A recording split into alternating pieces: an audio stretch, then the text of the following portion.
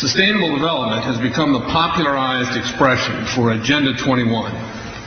Agenda 21 is the 1992 United Nations Rio Declaration on the Environment and Development. It is the agenda for the 21st century you're living in today. For a brave new world where everything that you cherished and held true will no longer exist. Agenda 21 defines itself as the comprehensive plan of action to be taken globally, nationally, and locally by organizations of the United Nations systems. It also elevates nature above man. And it contains something called the precautionary principle, where basically you're guilty until you're proven innocent. Sustainable development is the philosophy designed to bring human beings across the globe under the full control of a narrow human elite. It's a 40-chapter document to basically control the world. It's based entirely on socialist control mechanisms. Sustainable developers have designed a global movement coordinated through a global to local action plan to create world government in accordance with certain objectives. These objectives include an end to national sovereignty, the abolition of private property, the restructure of the family unit, and increasing limitations and restrictions on mobility and individual opportunity. The green goal includes the listings of what's not sustainable. A couple of the examples include private property. 728 lists fossil fuels. Golf courses and ski lodges are not. Consumerism. Irrigation is not sustainable. Paved roads. Commercial agriculture. Herbicides, pesticides. Elsewhere, it lists farmlands, pastures, grazing of livestock. And the family unit.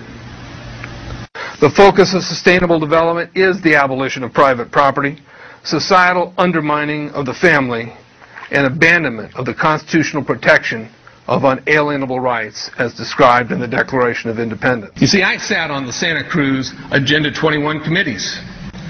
Now, this was a lot of crazy ideas. This is back in the mid-90s. Crazy ideas I heard.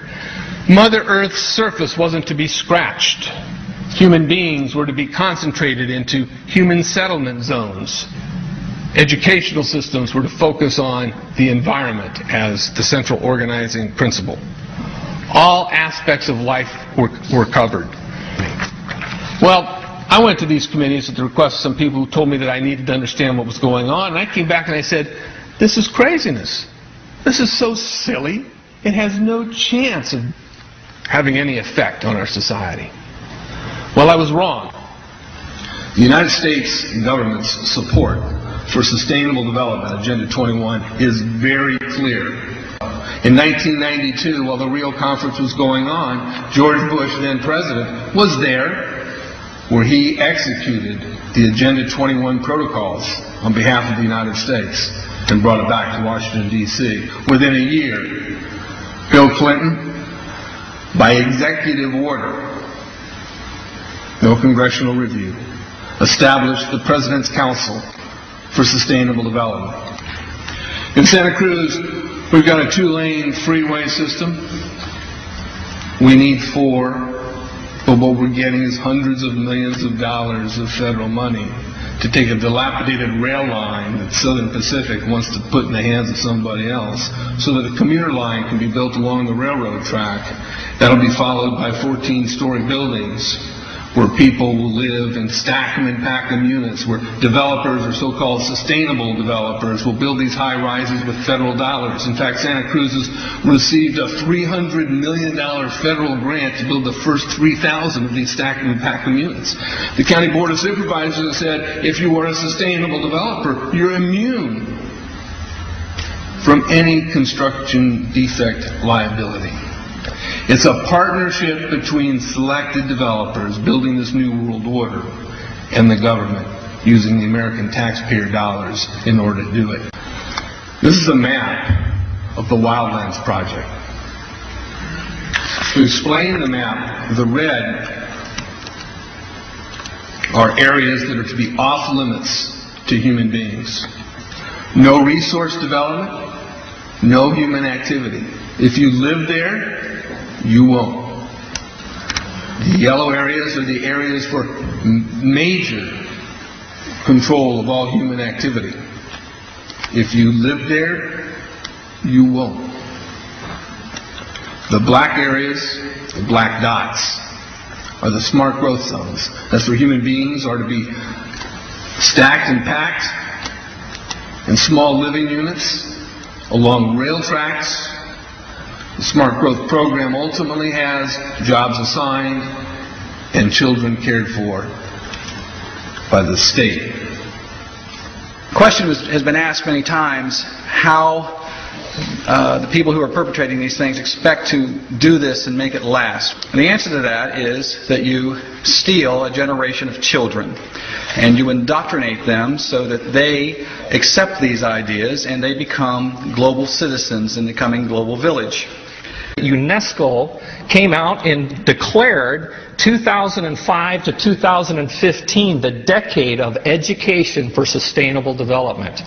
But they go on to say that it will encompass the 40 chapters of Agenda 21. That is your federal national curriculum. The entire purpose of second grade social studies is to transfer loyalty from the family to the government and teach them about sustainable economic consumption. Students construct their own understandings of reality and realize that objective reality is not knowable. So why bother? The truth is, the truth which keep men free is being suppressed in order to prop up the attitude training agenda. And it moves on. This is our new math called connected mathematics. Standard 3 tells us that students learn that mathematics is man-made, that it is arbitrary, and good solutions are arrived at by consensus. Most of us assume 2 plus 2 is always going to equal 4. You're wrong. We might reach a new consensus. How well does it work? Well, they tell you. In the teacher's guide in the back, it tells us that because the curriculum doesn't emphasize arithmetic computations done by hand, some students may not do as well on tests assessing computational skills. We believe such a trade-off in the favor of CMP is very much to the student's advantage in the world of work. Our children are mathematically illiterate on purpose. How do I know on purpose?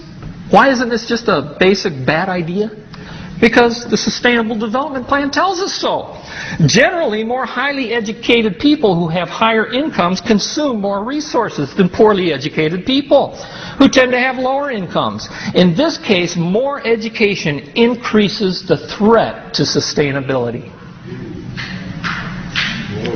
Charlotte Iserby, I owe you an apology. I did not believe for the longest time it was a deliberate dumbing down. I thought the dumbing down was a natural consequence of a bad idea. Folks, it's deliberate. It's deliberate. The sustainable globalist goal is the orchestration of a planned fall of American principles, values, and lifestyles. The effect on the average American will be devastating. With modernizing technology, the ordinary person will live without independence, privacy, or substantive rights. Another press conference that I attended was the ICLE group, the International Committee for Local Environmental Initiatives. It helps in the implementation of Agenda 21 in all of our local communities.